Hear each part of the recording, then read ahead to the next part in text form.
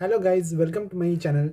I hope you have liked my previous video on TCS NQT, and I found that a lot of people are liking that video. So keeping that in mind, I have come with one more video on TCS NQT, and here today I'm going to share the experience of one of my friend who gave the TCS digital interview, and I'm going to tell what the questions were asked to him and how he faced the interview. So he has forwarded the questions to me, and I'm going to read out the questions to you. So before I begin, please do subscribe to my channel. You are just watching the video, but first subscribe to the channel if you want many more such videos, right? So to begin with, okay, so the mail for his interview came, as he's saying, it came just 24 hours before. Like the mail came and the next day he had his interview, right? So he got less than 24 hours to prepare. So what I'm telling you guys, you have to be aware of what is taught in your classes, especially data structures and graphs and algorithms, right? So just some of the important topics. So that you don't the last day at the last moment you don't have to study everything and cram everything up, okay, especially DBMS. Okay, right. So the technical round, it began with, first the interview asked him to introduce himself. I think this is a very standard question and literally all the interviews ask this, and I hope you all will be prepared with the answer for this. So he said that he focused on both technical aspects and soft skills and hobbies, right? And then he asked about the projects that were listed on the resume, and he had two projects on machine learning and so the questions were basically on machine learning and and some associated technologies. And then he had asked permission to share his screen, where he showed them the results of his experiments of his projects, and the the interviewers were pretty happy with what they seen, and they weren't in too much of hurry. They seemed impressed. Then the interview asked that you have done all your projects in Python, so was this your favorite language? And he said yes, because but he stressed that he also loves to code in Java and C++. So what is more important is that you have to be good in object-oriented programming, like the OOPS. Okay, so at least one programming language should be known by all of you guys. And then he gave a small Python code in the chat box and asked to debug it, which was pretty basic code on it was a very simple using arrays and for loops. I'm sure you all will be able to do it if you all practice it well. And then he was asked the ACID properties of database. Okay, so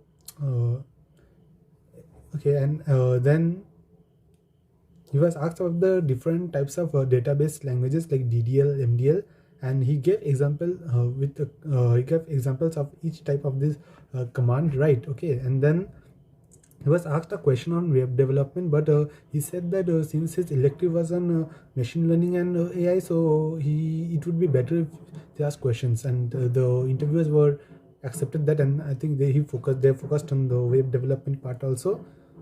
And then they asked to explain regression in details, which was pretty easy for him. And then the normalization concept in DBMS and the classification methods, which you know. So in the classification method, he spoke about the k-mean and the DB-scan in details. And then he was asked about the difference between 3NF and BCNF.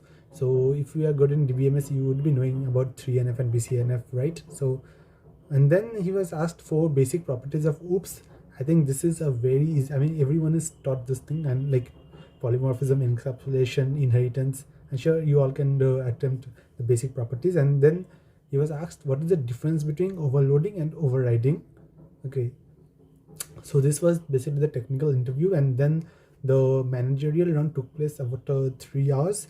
So he had listed guitar as a hobby, so they asked him questions from his hobby, like uh, where did he learn and where did he play, and why does he like guitar and not any other language, not any other instrument. So he asked, then the manager asked him to speak about his internship, like what he did and where did he work, and he did that in details. I mean, if you have done any internship, so you should be aware, you should be ready with any type of questions from that.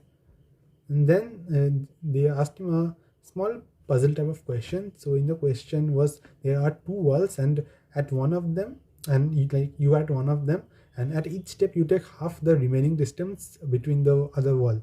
So this way, mathematically, you can never cross the other wall, but you do. So how is that possible? But he could not answer it. The answer he gave wasn't the one which the assessors were looking for. And then the HR round took place. So basically 3 interview rounds took place. The first was technical, the second was the managerial, and third is HR.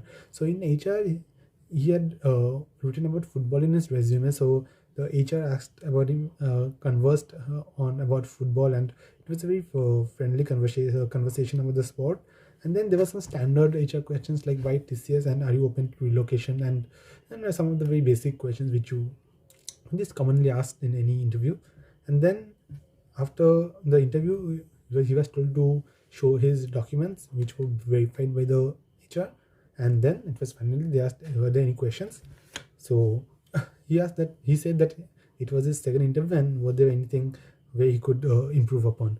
So that was his interview, and he got selected for TCS Digital. And so that's it, guys. I hope you have heard this video, watched this video. So if you want many more such videos, please do subscribe to my channel. I'm going to upload many more experience over the coming days. So please do like the channel and also subscribe. Thank you, guys.